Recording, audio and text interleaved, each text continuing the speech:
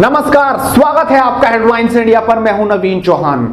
कल की ही तो बात थी, लोकसभा में बजट आया।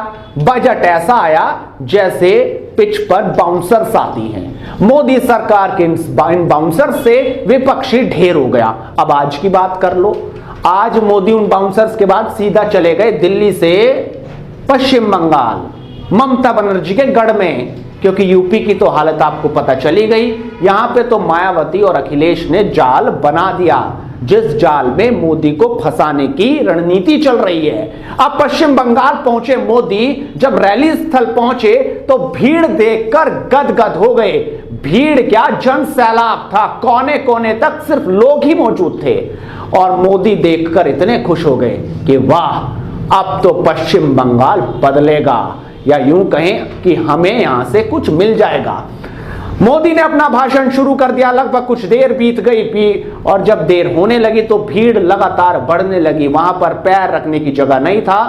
लिहाजा हुआ क्या, हुआ ये कि वहां पर भीड़ थोड़ा सा भगदड़ का रूप ले बैठी। कोई इधर निकलने को बेताब दिखा, कोई उधर निकलने को, और धीरे धीरे भीड़ में कुछ दिक्कतें आने लगी। और भीड़ जब बेकाबू हो गई तब मोदी ने भी वहां से अपील कर दी। क्या कहा, देख लीजिए। आप शांति रखिए। अब मैदान छोटा पड़ गया है। आप जहां हैं वहीं खड़े रहिए। मैं आपके प्यार के लिए, आपके उत्साह और उमंग के लिए मैं हृदय से आपका बहुत आभारी हूं। भारत माता की, भारत माता की।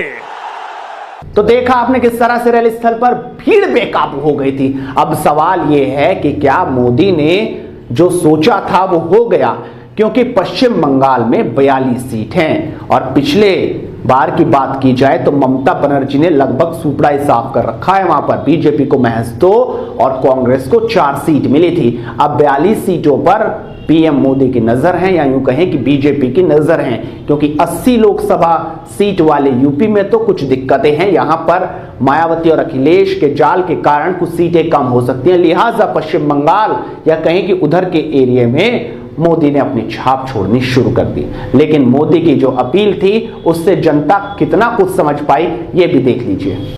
आपने देखा होगा कि अभी कुछ राज्यों में कर्ज माफी के नाम पर किसानों से वोट मांगे गए। परिणाम क्या हुआ? ऐसे किसानों की कर्ज माफी हो रही है जिसने कभी कर्ज लिया ही नहीं। जिसने कर्ज लिया उसकी 2.5 लाख रुपए की माफी का वायदा किया था और माफी हुई 13 रुपये की। ये कहानी मध्य प्रदेश की है। वही राजस्थान में तो सरकार ने हाथ ही खड़े कर दिए। आपसे विनती है कि अब मैदान में जगह नहीं है, अपने ही लोगों को परेशानी हो रही है। आप ऐसा मत कीजिए, आप ऐसा मत कीजिए।